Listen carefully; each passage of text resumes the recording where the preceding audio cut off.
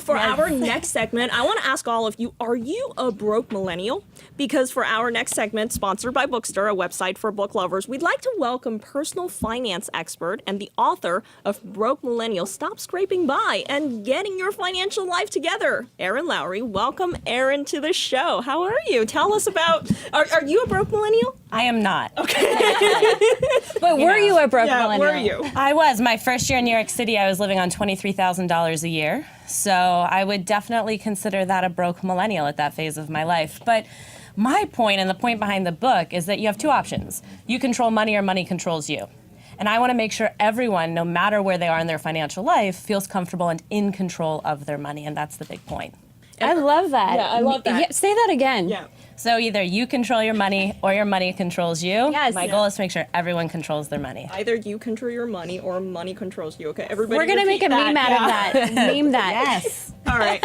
And, earlier on the show, we talked about how, teenagers, 16 to 19-year-olds are having trouble finding summer jobs or jobs in general. So how can they get a start if they don't even have that access right now? So that's a great question. I think part of it, too, is looking beyond traditional types of jobs.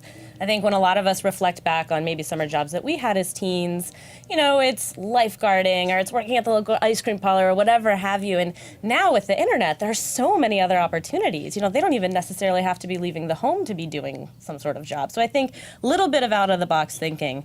The other thing is if you're in high school, get a job to start saving for college and make applying for scholarship money and grants your full-time job as well during the summer. I think you make a really good point. Like, on your show, you have a few social media managers. And 5 years ago, I would be like, what are they? Right? Yeah, they that didn't exist back then. And nowadays, because things are consolidating, industries are changing, so you can definitely get creative with that. You can, and it's also, social media is a great way to reach out to people to try to network. Networking doesn't just have to be only available to people who can get into the room and get in front of the right people. Start reaching out and interacting with people on social media. I can't tell you how many great connections I've made just from tweeting at someone. Then they respond to me and we get into a dialogue, exchange emails, and maybe even meet in person. So why are millennials broke? What do you see are the kind of the worst mistakes when it comes to money among millennials? Or even just people in general? We are growing up. I will give us that in the first place. It's a catchy name, but I will give my generation a little credit. We are growing up. There's a variety of factors. One, the older part of the generation graduated into the recession, and that was a really tough time. And a lot of people went back to grad school to get degrees in something that maybe wasn't going to be lucrative, and then they went deeper and deeper into student loan debt. And if you don't already have student loan debt, odds are the person you're going to marry could easily have student loan debt. So at some point, you're probably going to be facing that burden. There's wage stagnation. There's all sorts of a variety of reasons that we are broke. But I think a big part of it, too, is not having the education on how to handle money. It's such a taboo topic still, and parents still don't necessarily talk to their children, or even if they do, they might not have the right information. Why do you think that is? It's not supposed to be a shy away topic. Why don't people talk about it more? I think it is a shy away topic because so often there can be judgment involved, talking about how much debt you have, especially student loans are a little different. People kind of think of that as good debt, just like having a mortgage. People think of that as good debt. So a revolving loan actually helps you increase your credit score. But people think about consumer debt, like credit cards. No one wants to talk about that. And I think a big part of it too is parents, when you're young, you're getting these messages, these signals, and if your parents tell you something like, you ask, oh, how much money do you make when you're 6 years old, and they say that's not your business, you're getting a negative message about money. And I think that's another big part of this problem is that we're getting all of these signals through our childhood that we don't talk about this. What about education too? Because I see this as a failure of our even K through 12 system as well as our college system where we don't teach these things. You have to learn how to cut open a frog, but you don't have to learn how to balance a checkbook. I mean, doesn't this seem like really distortion of priorities in terms of, how someone needs to actually live their life? It absolutely is. I think the teachers believe parents should handle it and parents believe teachers should handle it. I think that there's kind of a mixed signal happening there. We're not, coming together and having the conversations that we need to. It's not been a priority yet in our education system to make financial literacy a requirement. I think the other thing is people aren't totally sure how to teach it. And again, so much value is wrapped up in money, and there's so much that changes around different cultures and how they interact with money, and I think that that's a big part of the problem too. So what's been the response here to your book, Broke Millennial, as you've had the release and people are listening to you?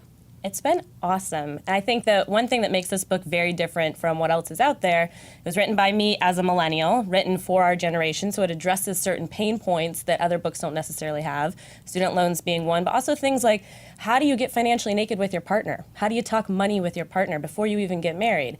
How do you tell your friends, I can't split this dinner bill? Things that, are more of the emotional side of money that don't often get addressed in these books. And it's written so each chapter stands on its own, so you can kind of flip around and navigate at your will for what actually matters to you in your financial life. So little things, real life little things, like how to Absolutely. split a check and how to talk about things Yeah. before getting married. And it gets you through the basics, building your credit score, how to balance a checkbook, all of that kind of stuff. The budgeting, that's all in the beginning. Then we've got the emotional stuff in the middle, and it ends with the investing and the saving for retirement and how do you buy a house and all of those as well. And it's for very storytelling. our, millennial viewers out there who are sort of struggling and trying to get their financial lives together, what is the one suggestion you have for them? The one thing I always say is know your cash flow, which truthfully is a sexy way to say know how to budget. It's kind of dressing it up a little bit. But know how much money is coming in, know how much money is going out, because if you don't have that basic information, you can't make any choices.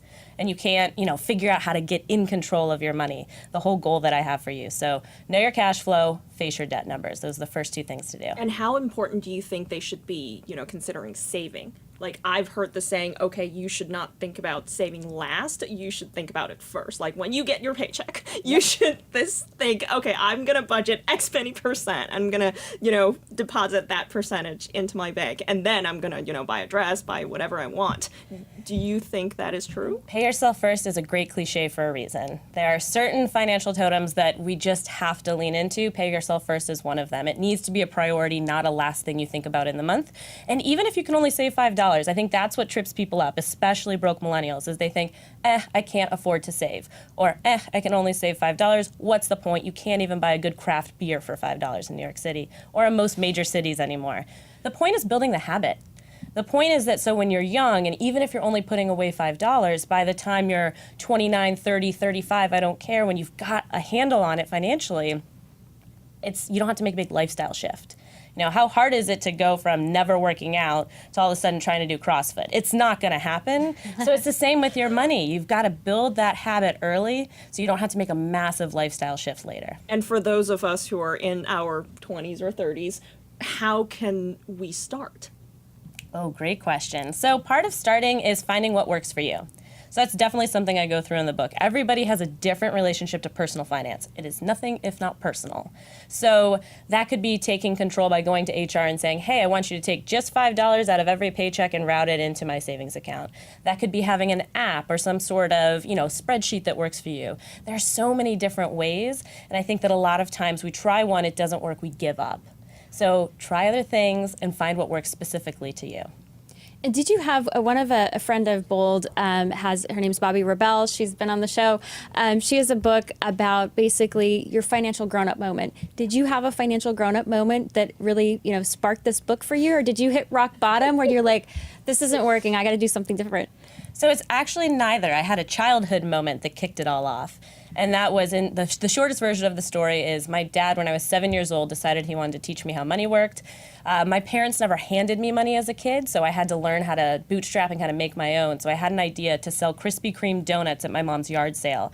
And my dad backed me, and he went and bought the donuts, staked the money for me to actually do this. But at the end, when I had all this money in front of me, he came over and said, okay, but now you owe me back for the donuts that I bought you, and you owe your little sister for working for you. So your net profit is $10. And that was my first financial lesson, and I was 7, and that's really, for me, what kicked it all off.